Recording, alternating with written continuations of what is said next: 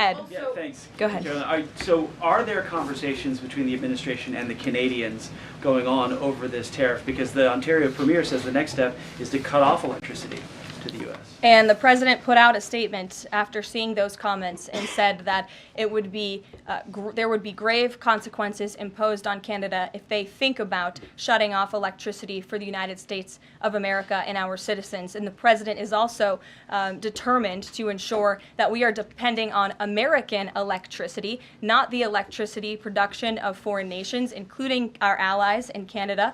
As for conversations, there is continued correspondence between the president's team, particularly Secretary Lutnick, and the Canadians as well. And in the market reaction, how do you sell to the American people then after they're looking at what's happening in the markets this week and say that the tariff policy long term is something good? Well, just think about what the tariff policy long-term will do for our country.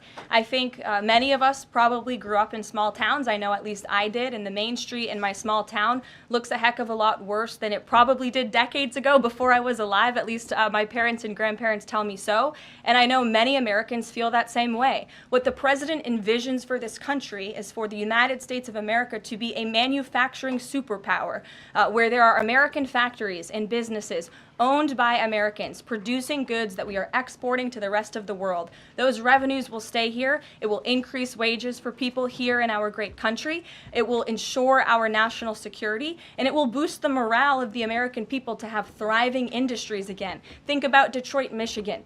Think about North Carolina, as I mentioned, that used to have a thriving furniture industry that no longer exists because of the globalist trade policies of previous and past administrations. And the American people gave the president a tremendous opportunity to restore American greatness and restore our manufacturing dominance, and he's intent on doing just that.